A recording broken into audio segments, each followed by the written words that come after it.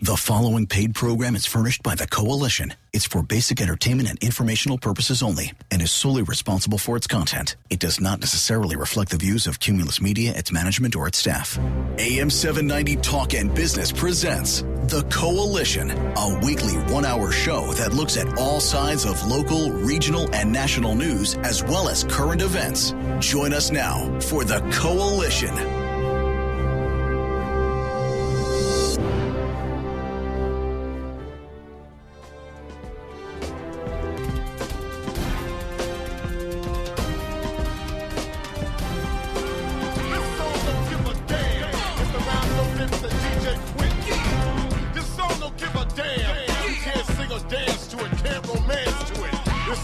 And yes, we are the Coalition, loud and proud, outrage porn-free, civilly disobedient radio, sponsored by the phone at Beacon Shipping and Logistics. We can be found at coalitionradio.us, on the mighty Twitter, of course, Coalition_radio, and starting this past week by my co-host Dave Fisher, hashtag #NoPVDStadium. And at NoPVD Stadium. At NoPVD. At NoPVD Stadium. Facebook.com/The Coalition Radio. Joining us slightly later in the show, Representative Bobby Nardolillo will be talking about the issue at hand.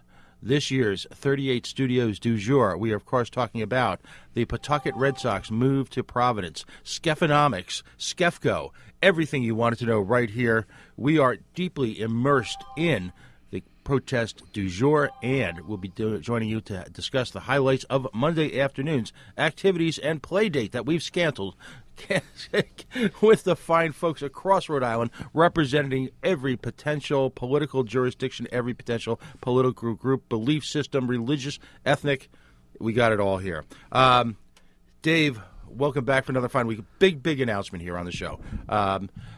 For folks who have been kind enough to listen to us for the last few years, it's been a kind of an epic journey. We started out on internet-only radio. Our godfather, what did we call Tony Jones? Our guru, our web guru, our radio guru. Our Hagrid meets Yoda of the local internet scene.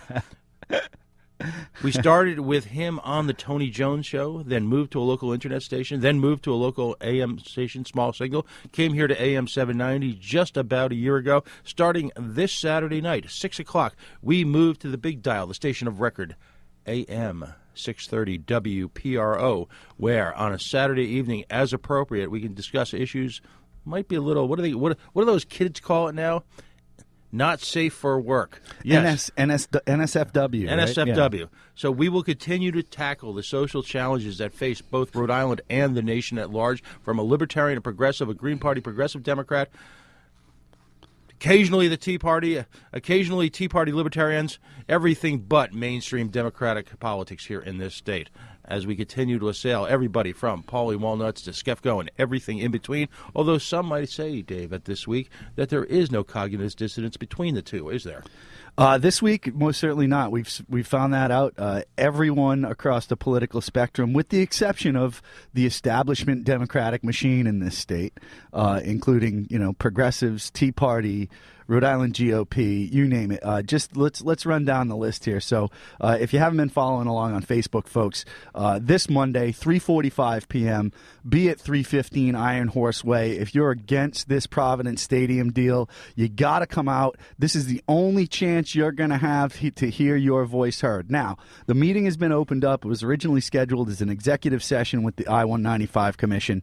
They would have you believe that opening this meeting up was the team ownership idea, the team, the managing partner's idea. But let's be honest, we know that there are hundreds of people across the state today calling their representatives, calling their senators, calling Gina Raimondo's office, calling the Secretary of State, calling the I-195 Commission and saying, open this meeting. Now, the meeting's been open to the public, but public comment will not be heard. So it's a very seen but not heard.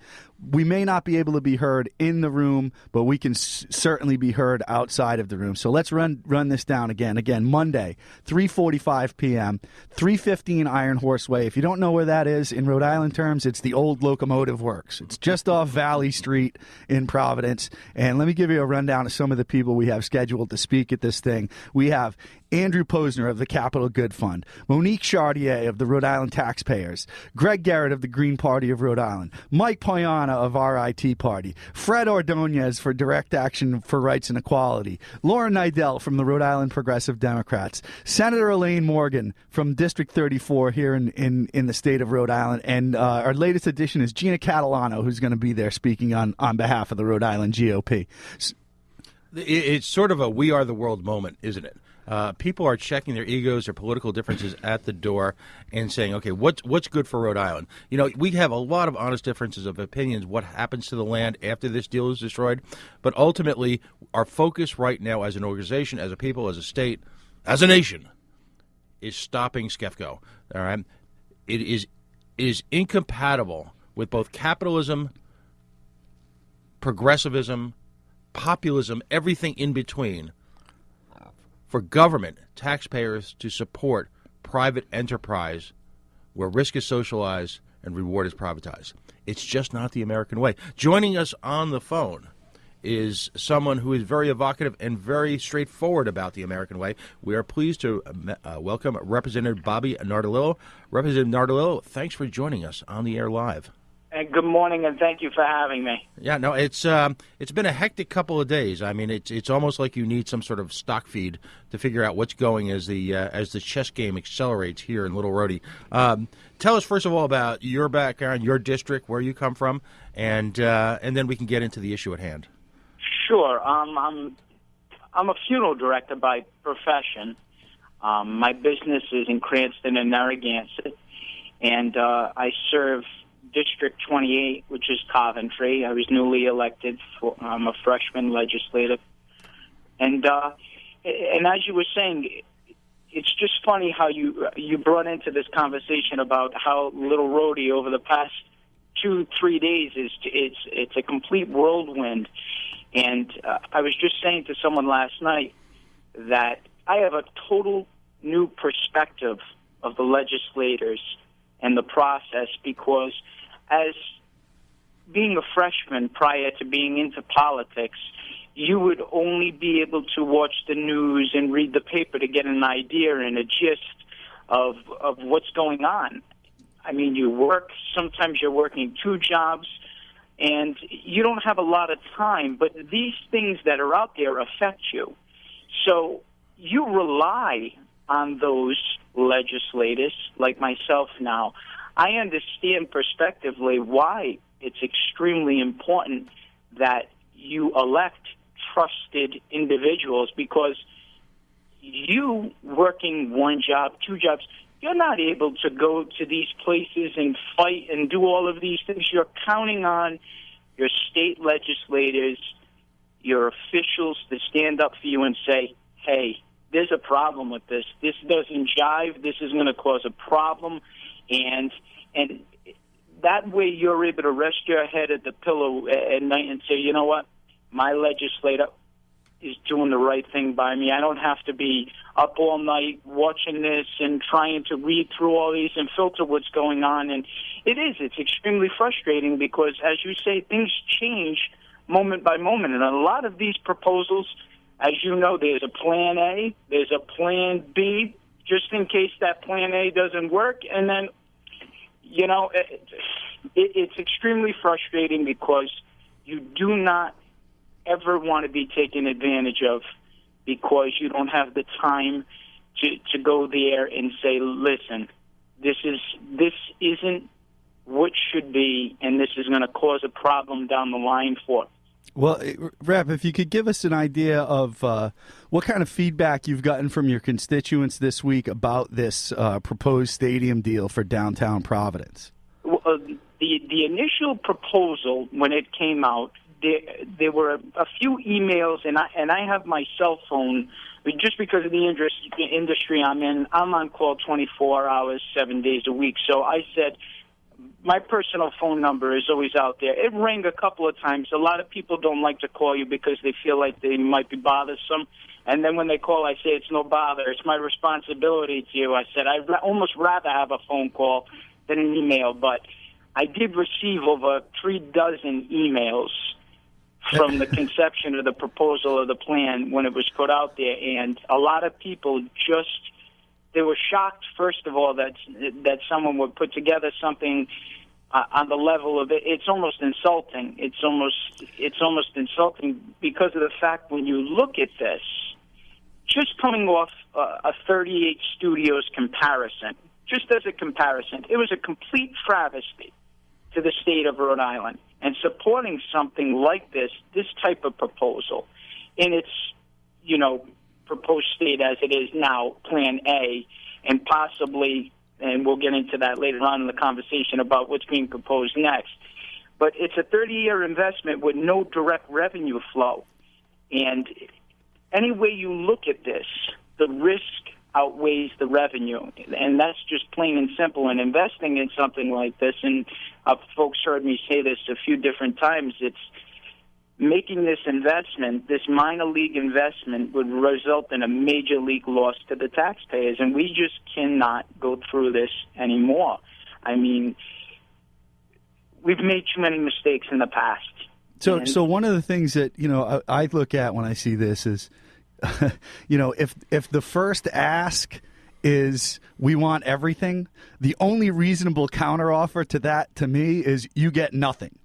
That's negotiation 101, because if somebody's asking for everything, the only way you're going to get to a 50% compromise where both parties walk away dissatisfied is if you start with 100% on one side and 0% on the other side.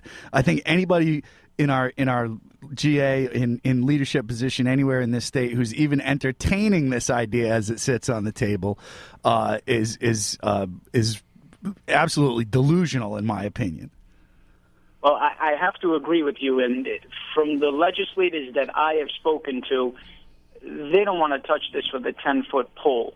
It's completely toxic. It's a poison pill as proposed as the way it is in its state. And it's insulting. It is that a proposal will come forward like this and being put forth as an investment and a better outlook at Rhode Island's future, and they're holding hostage the fact that, and I'm a sports fan, so I'm going to take it from a perspective of a non-legislative standpoint. There are many historic things in Rhode Island, and one of them happens to be Paw Sox in Pawtucket. And those who live in Pawtucket greatly appreciate it. Those who live on the outskirts of Pawtucket also greatly appreciate traveling there. I have two children. We love going there to go see the games.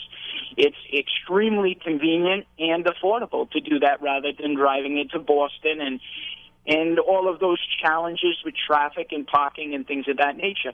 But every time this comes to the table, we want to keep this in. It's almost like it's being held in front of us, like if you don't make a deal with this, you're allowing this to happen, and we have to. You're putting us in the position where we have to go somewhere else. And that's completely unfortunate, because that's the insulting part, and it feels like you're being put in a very awkward position. And it's not fair, but the reality is that we cannot afford to make any of these risky, unstable investments right now. We're in a very fragile state as a state, and we have to rebuild ourselves from. It's almost, and it's sad to say that we're so broken that we actually have to start at the bottom with the simple things of looking at small businesses. And everybody was talking about jobs, bringing jobs in, doing this and doing that, and then all of a sudden we don't hear too much about that anymore. We hear, the minimum wage will be raised. We're concentrating on wage increases and this and that. But that doesn't bring jobs in. So that's where the confusion comes to me. So I'm obviously a small businessman, and I know when you're giving tax relief is the best way that I can say it. That's an appreciation to these small businesses to say, hey, thank you for continuing to do business here. And for people who want to bring business here, they're looking and say, wow, Rhode Island really loves their small business community. Look what they're doing for them. So instead, you don't hear anything about that. I have friends from out of state, Connecticut, New York, and Mass, and they're constantly sending me messages, me being a legislator now, saying, Bobby, what the heck is going on in your state? We don't hear anything except for all this negativity. Why would anybody, first of all, want to come and move here?